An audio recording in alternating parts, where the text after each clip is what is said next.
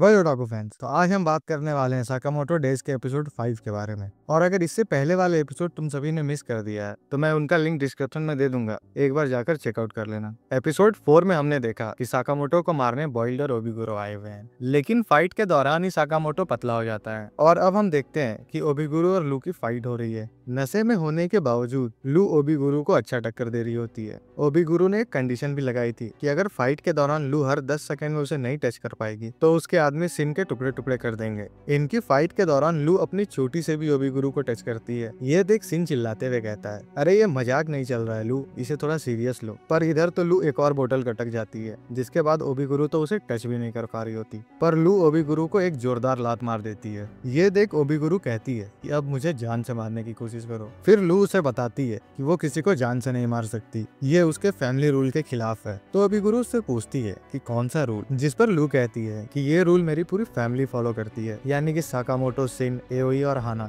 ये सभी मेरी फैमिली है और मैं इन सभी से बहुत प्यार करती हूँ। ओबिगुरो तभी बोल पड़ती है, क्या बकवासें कर रही हो तुम तो इनकी फैमिली से भी नहीं हो। ये सुनने के बाद लू को बहुत ज्यादा गुस्सा आता है और ओबिगुरो को एक जोरदार पंच मारने ही वाली होती है कि तभी उसका सारा नशा टूट जाता है और वो धीरे से अपने पंच को ओबिगुरो के फेस में टच कराती है। फिर खड़े होकर वो सोचने लगती है कि आखिर वो वहाँ गई कैसे और कर क्या रही है। साइड में खड़ी ओबिगुरो ये समझ जाती है कि लू अभी तक उससे मजाक में लड़ रही थी और वो बहुत ताकतवर है। ये देख वो लू को हग कर लेती है और उसे प्यार करने लग जाती है, क्योंकि उसे स्ट्रॉन्ग लोग बहुत ही ज्यादा पसंद है। पीछे से बंधा हुआ सिन पूछता है कि इसका मतलब क्या मैं बच गया। इसके बाद सिन शिफ्ट होता है और हम साकामोटो को देखते हैं, जो बॉइल्ड से कहता है, अब मैं तुमसे पूरी ताकत से लड़ूंगा। जिस पर बॉइल्ड कहता है, तुम्हारा वजन घट गया तो क्या, मैं तुमसे डरने वाला नहीं, जो भी करना है जल्दी करो, तुम्हारी फैमिली खतरे में है। साकामोटो उससे कहता है कि मुझे अपनी फैमिली की परवाह नहीं, क्योंकि उसमें ऐसे ऐसे लोग हैं जिन पर मुझे पूरा भरोसा है। ये बोलते ही साकामोटो बॉइल्ड को एक जोरदार पंच मारता है, जिसके कारण वो बिल्डिंग के बाहर गिर जाता है। अब साकामोटो अपने ओरिजिनल फॉर्म में बहुत ज्यादा ही पावरफुल हो गया था। वो बॉइल्ड को बुरी तरह मारता है, जिसके बाद बॉइल्ड उसे रॉकेट पंच से मारने की कोशिश करता है, पर साकामोटो का एक ही पंच उसके रॉकेट पंच को तोड़ देता है। साकामोटो से मार खाते खाते वो सोचने लगता है, तो यही है ओरिजिनल साकामोटो, और वो अपने बॉम्ब का इस्तेमाल करता है। पर साकामोटो उन बॉम्ब बॉल्स को पकड़कर उसे ही एक जोरदार पंच मार देता है, जिसके बाद बॉइल्ड सोचता है कि 5 साल बाद भी इतना ज्यादा पावरफुल कैसे है। साकामोटो उसे बताता है, तुम बहुत स्ट्रांग हो बॉइल्ड, मैं भी रिटायरमेंट से पहले इन सभी पावर्स का यूज लोगों को मारने में किया करता था, पर अब मैं अपने पावर्स का इस्तेमाल अपने प्यार करने वाले लोगों को प्रोटेक्ट करने के लिए करता हूँ, और यही मेरी पावर्स का असली सोर्स है। इसके बाद हम एक तारामाची को देखते हैं, जहाँ एक कपल एक दूसरे को किस करने वाले होते हैं। तभी साकामोटो और बॉइल्ड उड़ते उड़ते उसी तारामाची के एक डब्बे में जाकर बैठ जाते हैं। बॉइल्ड कहता है, मैं बिल्कुल सही था, तुम असल में एक सिग्मा मर्द हो। इतना कहने के बाद वो अपनी हार मान लेता है। दूसरी तरफ हम देखते हैं कि एओई को होश आता है और वो पूछती है कि हम सभी तो हॉन्टेड हाउस में थे, यहाँ अचानक बेंच पर कैसे आ गए। और वो सिन से साकामोटो के बारे में पूछती है, जिस पर सिन कहता है कि मैं अभी साकामोटो को ढूंढ कर आता हूँ। और इधर साकामोटो और बॉइल्ड उस तारामाची से बाहर निकलते हैं। तभी उस झूले की एक वर्कर उन लोगों से पूछती है, ये कैसे हुआ, आप लोग ठीक तो है ना। जिस पर बॉइल्ड उसे कहता है कि कभी भी एक सिग्मा मर्द से उसके चोट के बारे में नहीं पूछना चाहिए। तब वो लड़की बोलती है कि वो बस ये पूछ रही है कि इस नुकसान की भरपाई कौन करने वाला है।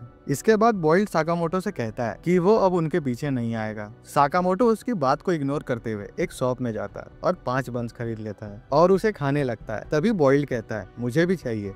फिर साकामोटो अपना जूठा बन उसे दे देता है, क्योंकि बाकी के बचे हुए 4 बन उसकी फैमिली के लिए थे। तभी सिन वहां आ जाता है और साकामोटो को इतना पतला देख वो पूरी तरह सरप्राइज हो जाता है।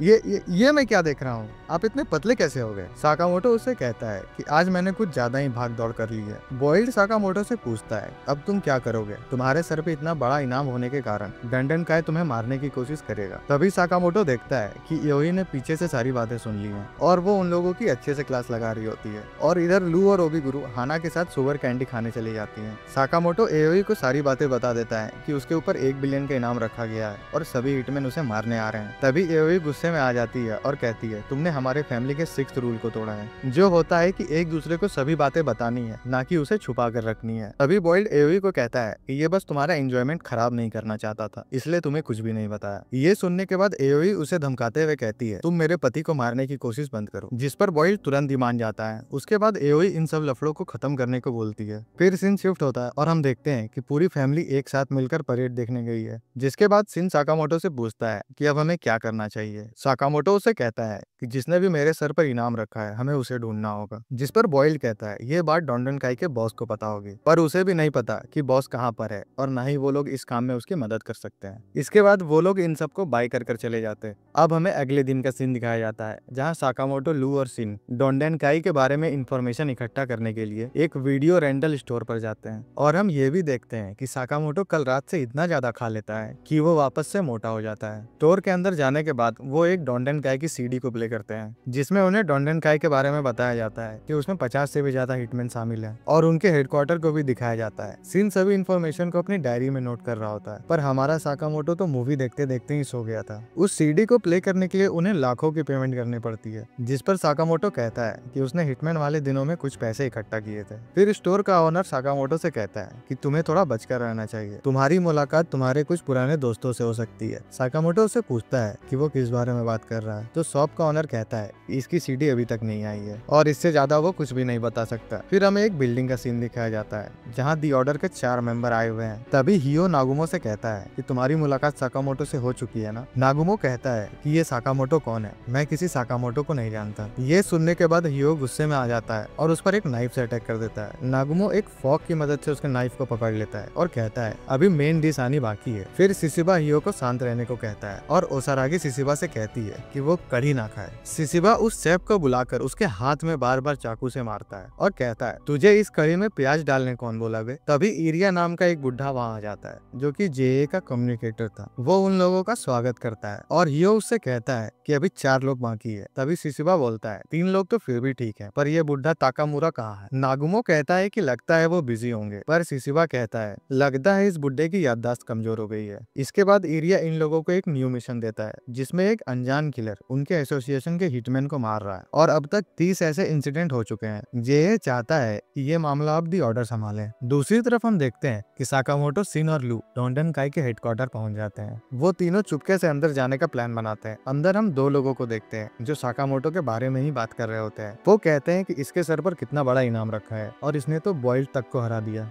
तभी शिन ऊपर से आता है और एक आदमी को रस्सी की मदद से बेहोश कर देता है और दूसरी ओर साकामोटो एक आदमी को पंच मारकर सुला देता है। लू अब पूछती है कि बॉस कहाँ मिलेगा, जिस पर शिन चिल्लाते हुए से कहता है कि तुमने मूवी में कुछ देखा नहीं, बॉस हमेशा ऊपर वाले बिल्डिंग पर होता है और वहाँ तक पहुँचने के लिए उन्हें विंडो का सहारा लेना होगा। ये लोग अब विंडो का सहारा लेकर बॉस के रूम तक पहुँच जाते हैं, लेकिन शिन वहाँ किसी के भी माइंड रीड नहीं कर पा रहा था, मानो वहाँ कोई हो ही ना। ये लोग अब बॉस के कमरे का दरवाजा खोलते हैं और अंदर का नजारा देख हैरान हो जाते हैं क्योंकि अंदर ढेर सारी डेड बॉडीज पड़ी हुई थी और उन बॉडीज के बीच बैठा था नागुमो। नागुमो कहता है उसने डोंडनकाई के सभी मेंबर्स को मार दिया है, यहाँ तक कि बॉस को भी, और अब साकामोटो की बारी है। इतना कहते हैं वो बहुत तेजी से शिन के पीछे आता है और उसकी गर्दन में चाकू घुसा देता है, लेकिन शिन को कुछ भी नहीं होता क्योंकि नागुमो के हाथ में नकली चाकू थी और नागुमो ने फिर से उन दोनों को बेवकूफ बना दिया था। जिसके बाद ये दोनों उसकी अच्छे से पिटाई करते हैं। नागुमो कहता है कि उसे भी डोंडनकाई से कुछ काम था, लेकिन जब तक वो यहाँ पहुंचा तब तक किसी ने उन सभी को मार दिया था। वो बताता है कि कोई अनजान किलर है जो हिटमैन को मारता जा रहा है और पिछले महीने लगभग 1000 हिटमैन उसके हाथों मारे गए हैं। ये कातिल हमेशा एक्स मार्क छोड़कर जाता है, इसलिए वो लोग इसे एक्स या स्लर कहकर बुलाते हैं। यहाँ पे साकामोटो समझ जाता है कि इसमें दी ऑर्डर ग्रुप के मेंबर भी इन्वॉल्व हैं। लू पूछती है कि आखिर ये द ऑर्डर है क्या, जिस पर नागुमो बताता है कि वो एक स्पेशल ग्रुप है जिसमें एसोसिएशन के टॉप क्लास के हिटमैन शामिल है और उनका काम है जेए के अंदर कानून बनाए रखना और अगर कोई हिटमैन उस कानून को तोड़ने की कोशिश करे तो उसका सफाया कर देना। और उन लोगों को ये बताता है कि साकामोटो भी द ऑर्डर का मेंबर रह चुका है। नागुमो साकामोटो को वार्न करते हुए कहता है कि उस अनजान किलर से बचकर रहना क्योंकि ये किलिंग तभी स्टार्ट हुई है जब तुम्हारे सर पर इतना बड़ा इनाम रखा गया था और इन दोनों बातों में कोई ना कोई कनेक्शन जरूर है। इसके बाद हम एक अनजान व्यक्ति को देखते हैं जो कि दीवार में एक्स बना रहा था। इसके बाद हम देखते हैं कि साकामोटो की शॉप पर कई हिटमैन उसे मारने आते हैं, लेकिन साकामोटो उनकी ही पिटाई करके बाहर बैठा देता है और उनकी मरहम पट्टी का सामान भी अपने दुकान से ही दे रहे थे, जिसके कारण उन्हें बहुत ज्यादा मुनाफा होता है। नागुमो ने साकामोटो से कहा था कि इन 5 सालों के दौरान वो बहुत ज्यादा कमजोर हो चुका है। अगर वो बॉइल्ड को हराने में इतना ज्यादा टाइम ले रहा है तो असली हिटमैन के सामने वो क्या कर पाएगा। साकामोटो कहता है कि उन्हें और भी ज्यादा ताकतवर बनना पड़ेगा ताकि वो आने वाले मुश्किलों से लड़ पाए। साकामोटो अब साइकिल में हाना को बैठाकर पूरे शहर का चक्कर लगाता है। इधर शिन और भी ज्यादा कस्टमर का दिमाग पड़ता है ताकि उसकी एबिलिटी और भी ज्यादा स्ट्रांग हो जाए। वहीं लू को ये पता चल गया था कि जब वो दारू पीती है तो उसकी एबिलिटी और अच्छे से निखर कर आती है, जिसके बाद वो ढेर सारी दारू की बोतल पीने लगती है और एक कस्टमर के सर पर बोतल फोड़ देती है जो कि असल में एक हिटमैन था। और यहीं पर एपिसोड 5 खत्म होता है। अगर ये एक्सप्लेनेशन आपको अच्छी लगी तो हमारे चैनल को सब्सक्राइब करें और इस वीडियो पर लाइक और कमेंट करना ना भूलें।